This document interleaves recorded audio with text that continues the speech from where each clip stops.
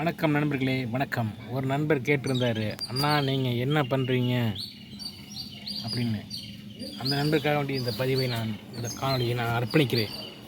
அதாவது பார்த்தோம்னாக்கா, நான் என்ன பண்ணியிருந்தேனாக்கா, ஃபஸ்ட்டு என்னோடய சொந்த ஊர் டெல்டா மாவட்டம் அருகாமையில் திருவாரூர் என்ற ஊர்.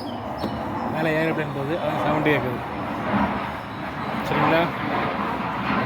நான் திருப்பூருக்கு பொழப்பு தேடி வந்தேன். 23 ஆண்டுகள் ஆகிவிட்டன.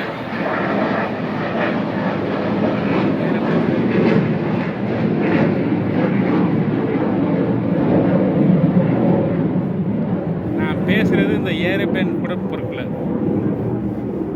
நம்ம எது தொட்டாலுமே வழங்குறது இல்லை.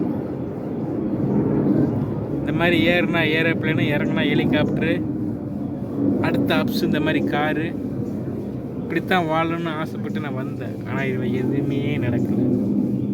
இதை தட்டி தடுமாறி அரைக்குறையாக இந்த காரை ஒன்றை ஓட்டி கற்றுக்கிட்டேன். தெய்வம் இன்றைக்கி சோறு போடுங்க 3 வேளை. ஆமாம். அப்புறம் அந்த அப்ளிக்குன்னு இதை போட்டிருக்கேன் இல்லையா, உங்களுக்காக வேண்டியதான் அந்த டிஷர்ட்டு போட்டேன். இந்த அப்ளிக்குன்னு ஒன்று நான் தயார் பண்ணுவேன். எப்படின்னா, இதில் வந்து இந்த பக்கத்துலையா பொம்மை, இந்த பக்கத்துலையா பொம்மை, இந்த மாதிரி பொம்மையெல்லாம் துணியில் கட் பண்ணி கொடுப்பேன். இந்த அச்சு செஞ்சு வந்து அந்த மாதிரி வேலை சுயமாக செஞ்சுக்கிட்டு இருந்தேன். அது இப்போ கொஞ்சம் வேலை கம்மி, லாஸ் ஆகி போச்சு. அதனால் இப்போ நான் கூலி வேலைக்கு 12,000 ரூபாய் சம்பளத்துக்கு நான் செய்கிறேன் வேலை. இன்னும் விரிவாக்கத்தை உங்களுக்கு அடுத்த பதிவில் சொல்கிறேன். அதோ கேட்ட நண்பருக்காக வேண்டிய இந்த பதிவு.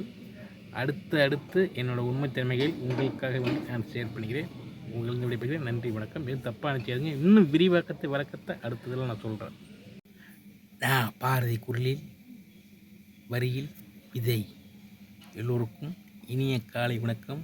10 மணி 32 நிமிடத்தில் உங்களிடம் விடைபெறுகிறேன். பாய்.